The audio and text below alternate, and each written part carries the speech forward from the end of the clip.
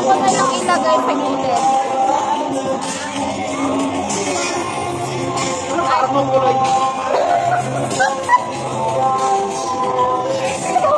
Ikaw lang sabi, hindi ako.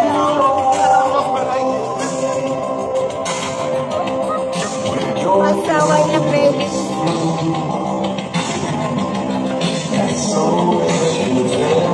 Ayan guys, setting up ng table. Kakain na kami sa luto ni Chef Martha.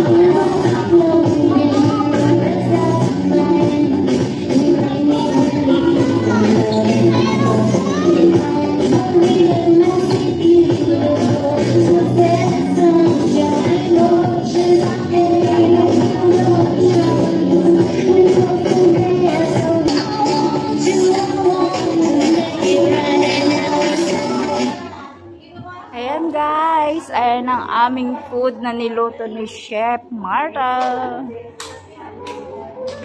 Let's take a look. Guys, ito yung beef.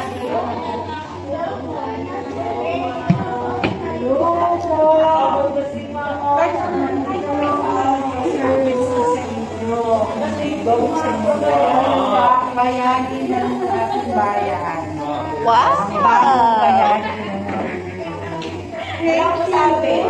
Wow! Thank you, Chef. Thank you guys. Super. Michelin, whatever restaurant. Para sa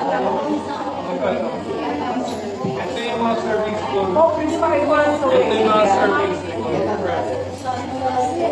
Ito serving. Yan.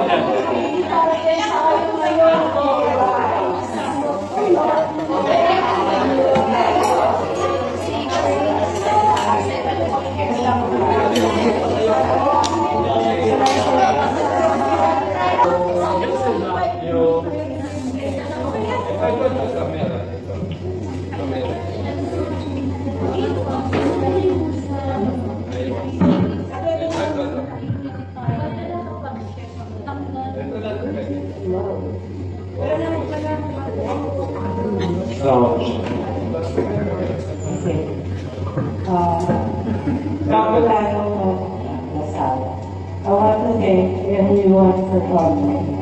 As a chef, it is a privilege to cook for people who are hardworking.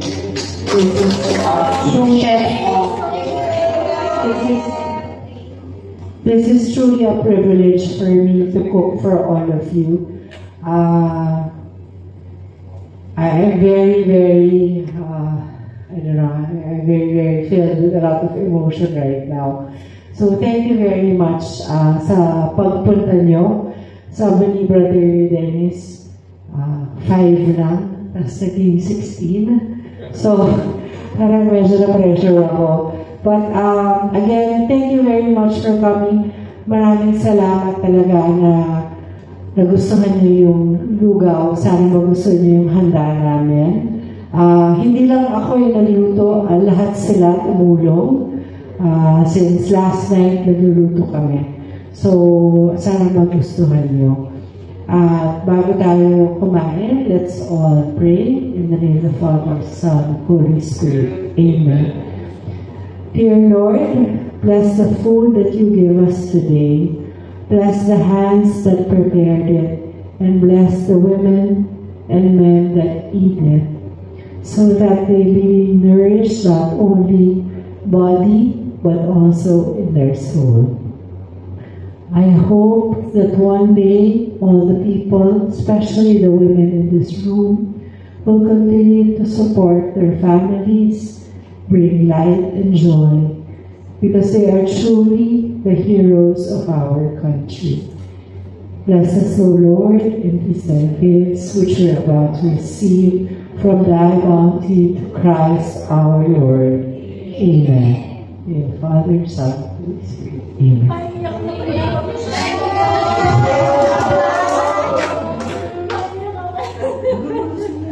So today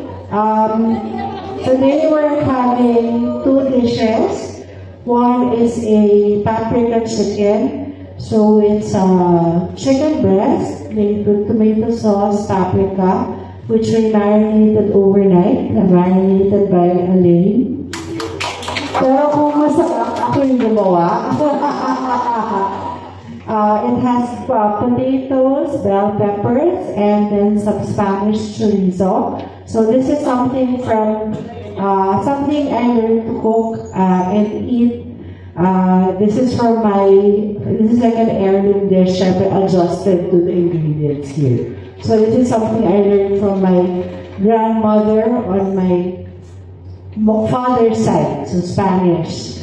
Here is this is bisteca.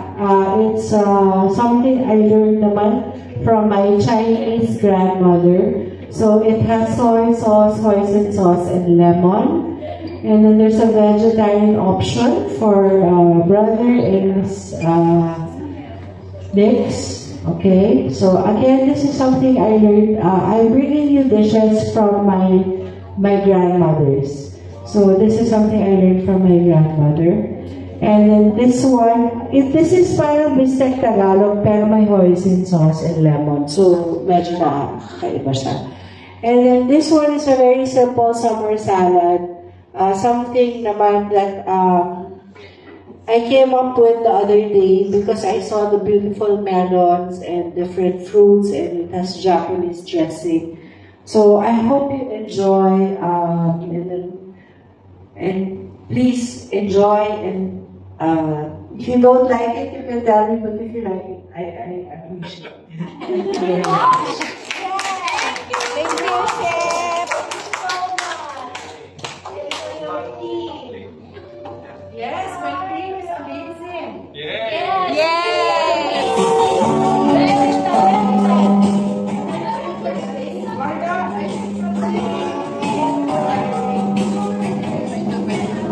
So, ayan guys, let's eat. Tikman natin ang luto ni Chef Martha Martin.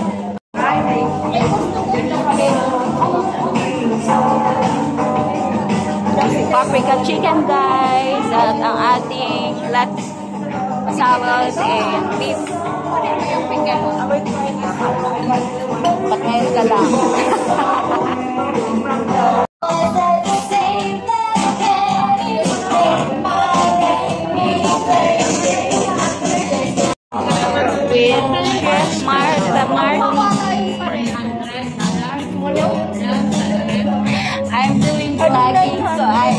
Thank you.